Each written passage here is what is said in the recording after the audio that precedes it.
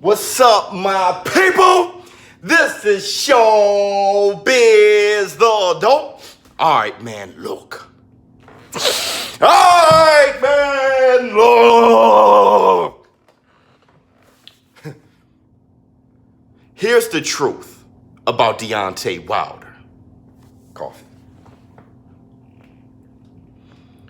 Yesterday, I put up a poll asking, after the smoke clears in the heavyweight division, who's going to end up on top? I've added Deontay Wilder, Anthony Joshua, Fury, Andy Ruiz, and Usyk. And at a whopping 50%, after thousands of people voted, Deontay Wilder, easily number one, considered as the heavyweight when the smoke clears on top of the division.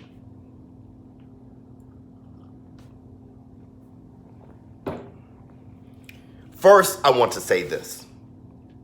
That only confirmed to me that we really have the best boxing community on YouTube. And I'm going to tell you why. We all know that I've criticized Deontay Wilder on his boxing technique. I've actually said that Deontay Wilder ducked Anthony Joshua. But still in this boxing community, we don't fail to recognize his potential. What kind of threat he is to the rest of the heavyweights and what kind of legacy he can leave. But let's talk about Deontay Wilder. Here's the thing about Deontay Wilder and being criticized. I criticize him for his boxing technique, but I don't ignore one very crucial point. Deontay Wilder didn't lace up the gloves until he was a grown man. Of course he's going to look like that. He put on the gloves for the first time at 20 years old. Then went on to the Olympics. He didn't start boxing until 2005. 10 years later, he became the WBC heavyweight champion of the world, the first American heavyweight champion in 9 years. That is a huge accomplishment. The guy didn't turn pro until 23 years old. We understand his potential. Hell, who I deem as the hardest punching heavyweight of all time, George Foreman, said Deontay Wilder punched harder than him. We understand what Deontay Wilder possessed.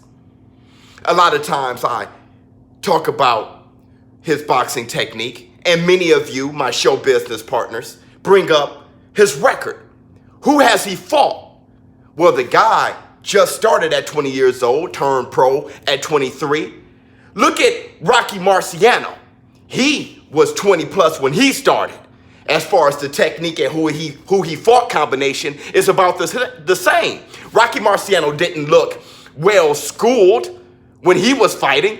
He looked odd because he started as a grown man. When you look at his record, you look at his resume and you say, who? Very similar to Deontay Wilder. He got 42 fights. You can't really name the first 30. But I know a lot of boxers like that. Canelo Alvarez, when he fought Floyd Mayweather, their records look the same. You look at young Canelo Alvarez, younger than Floyd by like 10 years, fought the same amount of fights, but name his first 30 opponents. Many times people bring up Julio Cesar Chavez, Sr. You look at his record and say, man, he was 89-0. Well, name his first 50 opponents, 60 opponents. You can't. A lot of these boxers, their resumes are full of who? So I do understand that when looking at Deontay Wilder. I know he has 42 fights, and you can probably only name about 5 guys. If you're a boxing purist, maybe 10. But when you ask a casual or just some random guy on the street to name 5 heavyweights, period, he probably can't. So it's a combination of things. The fact that Deontay Wilder put together his pro career still actually being an amateur. He turned pro at 23, but they gave him very low competition. And that's how he filled up his resume. But on top of that, the heavyweight division isn't full of superstars. So it's a combination of both. Let me tell you something about Deontay Wilder. Deontay Wilder is still improving. And there is a chance that he could get very scary, extremely late in his career. Kind of like the late bloomers, Ken Norton. He didn't really become a star until he was 29, 30 years old fighting Muhammad Ali. Think of guys like Bernard Hopkins. People didn't even know that he fought Roy Jones Jr. early in his career. So that's the scary thing about Deontay Wilder. With Mark Breland in his corner, he could be getting better. The guy that fought Tyson Fury the first time may be way better once he fights Tyson Fury the second time. If he knocks out Tyson Fury early, whoa, no one can stop Deontay Wilder. And I want to say this in conclusion. It's so funny that out of all the guys that I listed in my poll as far as heavyweights, Usyk was at the bottom, but second to the bottom was Anthony Joshua. And this is a guy just a couple months ago we considered as on top of the heavyweight division, as the best heavyweight. All of a sudden, after one loss, the guy is nothing. And I think the scary thing is this. When we saw him dribbled off the canvas, you thought, well, if Andy Ruiz can knock him all over the ring, what would Deontay Wilder do?